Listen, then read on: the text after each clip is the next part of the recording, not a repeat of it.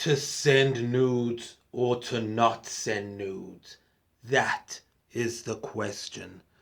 Whether it is nobler in the mind to suffer the slings of outrageous fortune, or take arms against a sea of troubles, and by opposing them, end them. Well, I believe the former is true, for if one has been blessed by a giant bazonga in their pants, they shall suffer the slings of that outrageous fortune. And scene. Now, you guys already know from previous videos and stuff that I've got a giant bazonga in my pants, and so obviously I fully support people sending nudes, especially in dating. I mean, we all know that you gotta try before you buy. So technology has just made it a whole lot easier for everybody to just see what's in the package before wasting all of that gas money going on a date, spending all that shit, getting your emotions involved just to be disappointed by the package at the end. And I mean, it's something we've always done as humans, I think. Even before technology, we've always just wanted to see what was there. I mean, it's different, I guess, with chicks because you can kind of see everything that's going on, regardless of what they're wearing. Even if it's covered, you can see. Um, I think a C cup is a good handful. It's just right. When it gets a bit bigger, then it gets a bit much. But that's just me personally. And I think with guys, in the past, you didn't have gray sweatpants and the tight pants that we have today. So today, of course, it's a lot easier to see with the DP or the dick print, right? But back then, you had to, if you were a chick, you had to find other means of figuring it out. And, you know, people think that, I don't know, people from like the 50s or the 1800s or whatever were saints. Oh, excuse me. And that they didn't care about these things. But yeah, they did. They had their own methods of seeing it. I mean, I was talking to a very, very, very old guy, just like a general conversation, which sometimes happens at work because we're on the phone all day. And some people just call in to the call center because they're lonely and they just want to talk. So this guy was talking about how back in the olden days, all calls are recorded, right? So I don't know what my manager's going to say about that, but the customer's always right, as they say. So he was basically telling me about how back in the day, things weren't as peaches and cream or as romanticized as people make it seem like today. And essentially, he was saying, like, back then, like in the 60s and stuff, when he was just coming of age, people used to have this thing where you would communicate, like, chicks would communicate to you, to the guys, if they were available, based on how they used their handkerchiefs. So if a chick like held a handkerchief a certain way or whatever, it meant different signals to people. And something that I heard when I was growing up is something similar. But people used to say that, like more recently, if you wear an earring on the left, it means something. If you're a guy, I mean. And if you wear an earring on the right, it means something. These are just, and then I also heard about like in China, like way back in the day or something, they used to have a fan, and if you hold the fan like this, it means you're a hoe. If you hold the fan like this, it means you're married, or I don't know. Um, I know in like I don't know, maybe the 50s, I don't know, but back in the days of apartheid, if you're a woman and you wear a headscarf, then it means you're married, and if you don't, then you know what I'm talking about. All those different things. Well, I'm saying people have also had ways to see that about, um, how well endowed you are. And I mean, now people do things like tattoos. So if you have a tattoo of a spade, a black spade, like the playing cards, then it means you're, I don't know, like a dom or something, like you fuck white chicks, you're a bull or a stud, all these weird terms that people have. I have no idea. But what I'm trying to say is humans have always had a system of trying to figure out what someone's packing down there. And obviously, I mean, if you say you're a dom or a whatever, then you probably have a bazonga. And if you're a sub, like in jail, remember Prison Break when the guy used to make them hold a tea bag? He used to make them hold his pants, the pockets, the inner pockets of the pants. That means that he's the top or the dom, and the guy holding it is the sub. So hello, that tells you what size they're all working with. So I think that humans are very, like, they need to know, they want to know, and I think it's okay to know. I think it's like I said in the beginning, I mean, it's nobler in the mind to suffer the slings of outrageous fortune. If you've got something, then flaunt it. And obviously, that comes with a lot of extra problems, or, more money, more problems. But at the same time, I think it's um, it's good because, like, right now, everyone doesn't have time. We live in a competitive world, and we're lucky that we can just say what we think and what we want. So, I mean, it used to be like bad manners to walk around in grey sweatpants with your dick showing or dick print showing, but now everyone loves it. I mean, there's entire YouTube channels of just dudes' bulges. And so, what's wrong with that? Like, hey, everybody's got to make a living, and also it's free advertising, more girls, more fun. And I think in the future, it's only going to be more and more like that. I mean, I think there's actually going to be apps divided by dick size where it's going to literally say, okay, this is for mid range, small, medium, large type thing. And people are, I mean, there's already a TV show where you have to guess people's dick sizes on YouTube. Like, it's on Jubilee. It's like, guess who has the biggest bazonga, or who has the smallest churro. It's everywhere. And I think if you have a small one, you also have an opportunity because, look, I seriously believe there's someone for everyone, and there's something for everyone.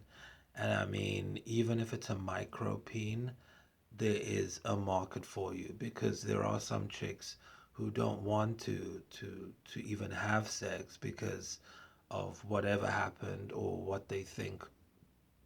And so for them, it's like perfect if you have a micro. They don't even want to see it because, it's a guy thing. We know what it's like. The thing with chicks that some guys don't realize is that they will never ever know what it feels like to have a dick and how it works. It's just a completely different life experience. And unless you have one, a functioning one, your life experience will not be like the majority of people on the planet. And so you just won't get it. Why and how people feel. Like, chicks never get morning glory. They'll never understand what that's like. Like, it's a foreign concept. It's literally men are from Mars, women are from Venus type thing. Because just that on its own, and the fact that you can physically see when a guy is aroused, you can physically see it. Chicks can lie, they can hide it, they can do all manner of Hamlet shit, like all that mental stuff. We can't. It's obvious. You can see it. You either at attention or you're not. And so it makes guys talking about sex a lot more easy, or a lot easier, a lot more easy, because it's just in our face every single day. You can't fake it. You can't lie about it. It's just there. And what are you gonna do? Like, be like a chick and go in your mind and start weighing? No, it's like, I like this, I don't like that. And now you get some people who are offended by that. But my argument is, you can't be offended about our natural life experience. If that offends you, then get off the fucking planet, because this is what happens here. I mean, you might as well get offended by a lion chasing down and eating a gazelle. That's normal on this planet. That's how it works. What do you want to do? Teach the lion to like sit in and wait and ask, can I eat you, gazelle? Do you offer? No, it just happens. And so that's the thing that chicks, guys, girls don't understand, and why they call it a battle of the sexes. But mainly, I think people who do that are not even having sex, or they have bad sex, and so they want some excuse to be around guys or to girls or to talk about it, so that they feel like they are participating in something more than just, you know, being lonely or sad. Because I think there's a lot of sadness that comes to people who don't get to enjoy the moist, warm satisfaction of the female anatomy. I think that's a very cold and dark place, and it leads to a lot of overthinking, overanalyzing. And I mean, especially with guys, it's kind of dangerous because you can see it. Like, when you get hard, you're hard, right? But now when you don't have something to relieve that hardness, something real, that can kind of fuck with your mind. I can see how that could happen. So I mean, I can see how incels believe what they believe, but I think it's a mental disorder, or it's a disease, because it's resistant to treatment.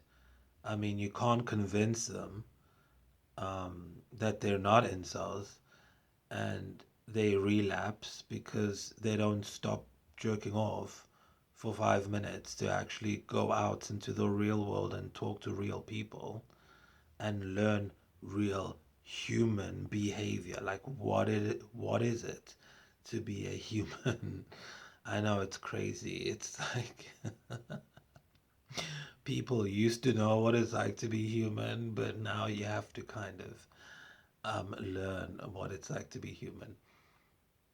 And so, anyway, I think that's what makes those kind of incel things a disease, um, not a mental disorder, a disease, definitely. Um, it's kind of sad because we have so much information on the internet about a lot of things, and we seem to pick and choose what we want to believe and what we really think we should believe instead of just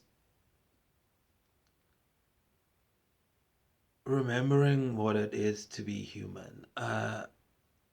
It's pretty hard to put it into words, and I'm sorry, I'm a little, sleepy and hazy. I just woke up. But it's I don't know, when you know what it is. Have you ever had a dream? Okay, you're in a dream, literal sleeping dream, and it's the best dream you've ever had. You love everyone in your dreams, and you wish, and you feel like this is home, right? In your dreams when you're asleep, and then you wake up and then you realize you're back. You're back on earth. Have you ever had that feeling? um I feel like that's what our lives are, or what it's becoming, right? For a lot of people, where they live in their minds and they think this is what, and I'm talking about guys, mainly, but women as well, I guess. But they live in their minds and they think this is what life should be. But in real life, obviously, you wake up and you're like, okay, this is real life. I'm here. I'm a human. I have morning glory. I have to go, you know, wait for it to go down before you wake up. Like, girls will never get that. You have to literally lie in bed for a couple of minutes and think of cold water before you can actually get up. And that's a good time to actually start planning your day, put out the positive vibes and stuff for the day. But in that sense, you wake up to real life and everything's real. But because of everything that's going on now with people living in their minds, it's kind of like, okay, so I'm in a dream, but I'm awake, and I'm going to keep staying in this dream over and over and over again because it just feels good. But then that idea of it feeling good transforms into, no, this is how life should be. But it's not a dream. You can't make people in reality do what you want them to do, like you're lucid dreaming. That's called living in a fantasy land. And then when you live in that fantasy land and you have other people who live in that fantasy land and they tell you, yeah, you're right, this is how the dream should be, now you have a shared, like, psychosis. You guys are insane. And the sad part is, like, those people will form groups together, and then those groups will get power and they'll change laws, like telling women that they can't get an abortion if they want one. Like, that's a result. That's a very, very direct result of people believing that their dream is the only dream that should be real. And then what happens? It becomes a nightmare for everyone. And I think we get we get the results that we're seeing today, where on the men's side they are trying to control women's bodies and telling women what to wear, what to do, what they should be doing, raising kids and all of that BS. And then on the other side, you get the women who are telling men to basically forget about their inborn biological responses and just be a robot because they feel like robots. So now men must feel like robots. And both are stupid. Both are living in a fantasy world. You can't, as a guy, you cannot control certain urges. There, I said it because it's a fact. And I'm a guy. I know biology is biology. But just because you can't control them happening in you, it doesn't mean that you have to make someone else do what you want them to do. That's the thing that people don't seem to grasp, that other people are not figments of your imagination in your dream that you can lucidly control. Other people are literally just that, other independent human organisms that do whatever the fuck they want to do. And then through being a human and socializing and going out and talking to people, you're able to understand the art of seduction, which is how do you, as an individual, independent person, relate to somebody else for the purposes of sexual pleasure or procreation, if that's what you want. And I think if people really were honest with themselves about that and were not trying to mask the fact that they have small dicks by trying to get power and money, or the fact that they aren't attractive enough and so they have to be overly mental and manipulative to people, instead of masking with those things and actually being real, um, then I think we would solve a lot of bullshit around the whole idea of, love and relationships, men and women, the battle of the sexes, whatever you want to call it. Because, I mean, in that quote, Hamlet does say, is it better to just be, suffer with what you have, with your gifts? Is it better to accept who you are and everything that goes along with that?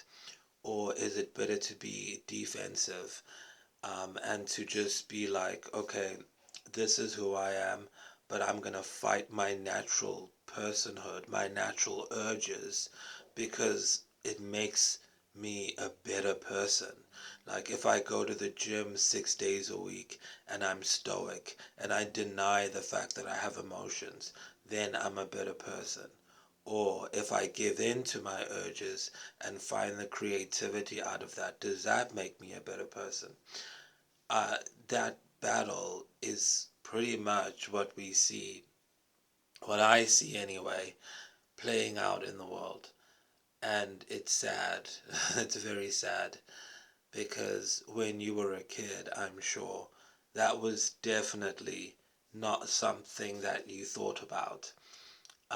You were just naturally who you were, and you were attracted to things that you wanted to do because of how they made you feel. Like we all played that doctor doctor game. We all did the whole lawyer work game, where you pretend that you have a job, right? And you have a toy cell phone and you have those fake conversations. I think all of that, none of us planned. We didn't sit down and say, okay, I want to act as a lawyer because one day, no, you just did it because you felt like it. And when you did the doctor examination, you were literally just doing a doctor examination. But now you have some weirdos, sickos, who are wearing white coats and acting as doctors, and but they giving bad examinations. I mean, you know what I'm talking about. White coat betrayal is what it's called, where basically doctors are fingering their patients in the ass, and they're saying it's they're checking for the prostate gland. Now that's insane. That's crazy. But again, it's because the person is mentally stunted, um, and they're fighting their natural urges, and so it's coming out as psychotic behavior, like crazy behavior. Just think about that for a moment, like a doctor fingering their patients. This person is obviously book smart because they have a medical degree and license, but they're fingering their patients. That's insane. They can't help themselves, obviously. Um, but they have the ability to do it because they were able to sit in medical school for 12 years and get a degree. But for some reason, they can't help themselves when it comes to fingering their patients. And I think that's insane. Um, oh, mosquito. I think that's insane. And do you think men should go to male doctors and women should go to women doctors? Because I don't know what's worse, being a guy and going to a male doctor and he fingers you, or being a woman and going to a woman doctor and she an OBGYN and she doesn't. That must be hectic. Oh, that must be worse if it's a woman with a woman OBGYN who does it inappropriately. Because at least if it's a guy, it's almost like, okay, well, obviously. Not obviously, but you know what I mean. It's like less. I think this. Definitely no one's gonna see this. I think it's less, because not that you expect it, but it's like, okay, I can wrap my head around that. But if it's a woman, it's like who's safe anymore? And then being a guy, if it's a guy doctor fingering me, um, I would be kind of disturbed. I'd be very disturbed. I think I'd be very disturbed. If it were a woman who did it, I would be less disturbed, to be honest. I would just be like, okay, she's harmless. She's probably been studying for 20 years. She doesn't have a life. This is the only time she gets, excitement. So I'd feel sorry for her, but I wouldn't, you know, feel violated. But if a guy doctor did it, I would be thinking, oh, he's doing this to so many more people. Because just the bravery to do it to me, you've been doing this a lot. I would see it as more kind of sick and violating and dangerous. See, now, that's just me saying it. But even me as a guy saying it, it speaks to a lot of weight that a lot of guys carry in terms of how they're perceived in society. Like, men are at the lowest end of the social emotional spectrum, meaning a girl can hug someone, a stranger crying. Okay, if a girl is crying, a stranger, a lot of people would be like, okay, what's wrong? Here's a hug, you'll be fine. But if it's a guy in the same position and he's crying, everyone's going to stay away from him because they're going to think he's A, psychotic, or B, it's a scam. So Yes, it is true. I don't care what statistics you have, what research you've done, but men are the lowest on the social emotional level. No one gives a shit about men's emotions. In fact, it's so bad when you're a kid, they tell you don't cry, don't show emotion. It's a sign of weakness, and if you're weak, other men are going to take advantage of you. That's just the language. You can call it toxic masculinity, you can call it whatever. But even the women who publicly say, oh, toxic masculinity is bad, blah, blah, blah, they're the same women who go crying to men for help all the time. And that's just a fact. And if you're a guy, guess what? I'm telling you, you have permission to care about yourself first. And I think that's a huge thing um, that I totally stand behind and believe that men care about yourself first. You were born into this world alone. You will die alone. So live with yourself first. You're not here to save anyone.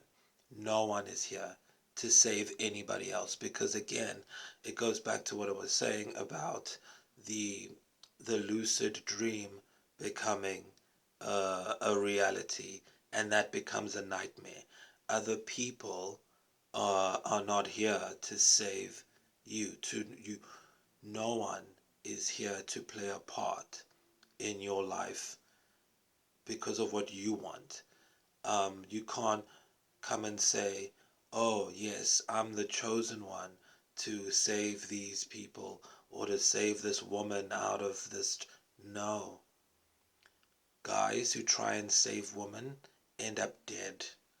Everybody knows that. um, Emotionally, financially, socially dead. So save yourself. That's your only job. And once you've saved yourself, and keep saving yourself first, then you will find other people, women, who have saved themselves and they don't need you for anything and you don't need them for anything. And then you can experience the best pleasure in the world because it's pure, it's not coming with any attachments.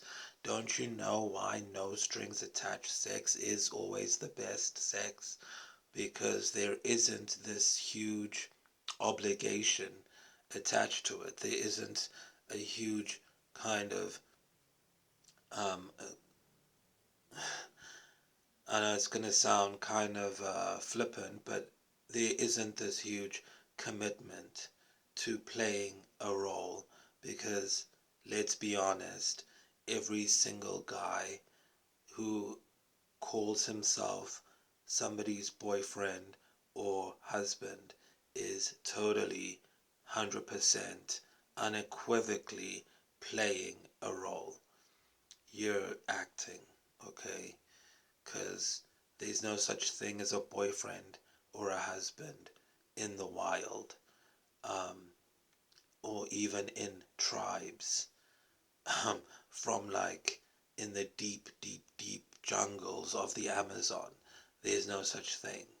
This is something that we've made up in this holographic world that we've built, along with all these high rise buildings and all these sweatshops that we call work environments and offices and cubicles and whatever. These things are just not real. And so when you're playing a role, you have to take into account that it's gonna be tough to keep that sexual playfulness alive. And so you have to work at it because that's why guys and girls will cheat on each other when they're in relationships. And then they start to think, oh, the person I'm cheating with is so much better than the person I'm with. But that's not true. The truth is, the person that you're cheating with is fun because it's no strings attached. And that's the secret to having great sex. But what I'm saying now is, isn't it possible? And I believe it is to have no strings attached sex with a life partner. And you do that, in my mind, in my belief, in my theory, by only saving yourself. And they save themselves, then you come together. And that's why I'm saying, where is that woman? Where is that chick who can do that? Because I know I have saved myself. Like, I don't need anyone or anything else to be complete. I don't need to go on any journey. I don't need to go on any, self finding, exploring. I know who I am. I know I like what I like, and I know what I like. You've seen it in the previous videos. I know it. There's no moral or ethical um, quibble about it. I don't think I'm going to hell. I don't. I like what I like, and that's what I like. So where's the other woman who knows that? Who's not going to be like, oh, but I'm a wife. I'm a girlfriend. I can't do that. You can't do anal when you're a wife or a girlfriend. That's only for this. You can't peg your husband because that's ungodly. That's the bullshit that I'm staying away from. That's what I'm trying to say in all of this. And that goes back to the whole point of, yes, you should share and send nudes. It doesn't mean if you send nudes that you are going to hell, or that it's a bad thing, or that you are putting sex before emotions or whatever. Um, it is more about you being who you are, and then coming together with someone else who they are authentically, so that you can create something new completely. And then if, and hopefully that can fit into the context of a marriage, because ultimately that's what you want, right? But you don't want to do it like how everybody else does it, because everybody else fails. And that I will take, excuse me, that I will take the statistics on, because there are a lot of failures, and they are well documented statistically anyway. And for me, it doesn't mean that you, um, I guess, evil, because I guess that's what all of this comes down to, right? People will be like, okay, if it's a threat, people see it as a threat of evil, of chaos, um, psychopathy, narcissism. Oh, you're just doing this for yourself. You don't care about the other person. Isn't it more caring about somebody else to want them to be 100% who they are? I mean, if I was dating someone and she was like, and I was loved her dating 2 years, and she was like, oh, I just got this job opportunity in Paris. I am gonna take it. I'm not even gonna, because if she was like, should I take it or should I not take it? I'd be like, why are you even asking that question? Then I'd be worried. Like, why would you give up something that you've always wanted because of someone else? Go. Take the opportunity. I would love it if she said, I got this job in Paris and I'm going. I asked them if I could bring someone, and they said, yes, I can bring you. Then the ball's in my court to decide if I want to go with. But it's not like, she's not like asking me for permission if she can go. She's like, oh, I'm going. And I asked for you to come, but they said yes, but it's up to you now. Then if I say no, we still, great, cool. If you ever come back, like, people have forgotten the thing of let it be. People don't know that anymore. They want to change everything, change this, change that. I don't know if they feel guilty about everything that they learned in history class about the past, and they're trying to make up for it. Like, oh crap, We didn't stop the Holocaust from happening. So now we have to like check what every single word people are saying, because if someone says a word, it might lead to that horrible, horrible time in 1945 might be repeated, and we don't want to repeat that. But what I'm saying is, you don't stop the past from repeating itself by policing everybody, because over policing is what got us in the mess of 1945 to begin with. That was too much policing. And it looks like we're headed in a similar mess where certain people are just being thrown out, cancelled, written off, which is devastating.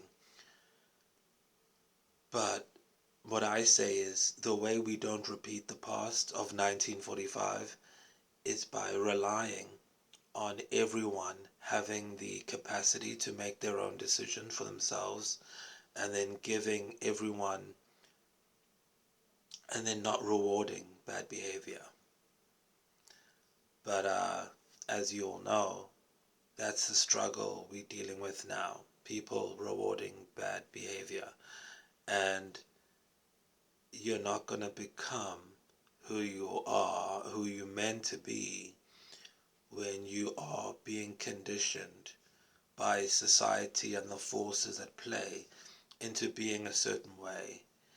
And my thing is, I'm not saying that you should wake up or not wake up. Like, I don't care. Do what you want to do. I'm just asking for that chick who is awake to contact me so we can get it on and get it together forever. Because I'm tired of sleeping around with different people. I just want the one chick who doesn't think I'm going to save her. You're not coming to save me. You live your dreams. I live my dreams. And whatever happens, let it be. If we have to move apart, whatever, just let it be. People need to remember the concept of let it be. Well, not people, but you, the woman I'm talking to.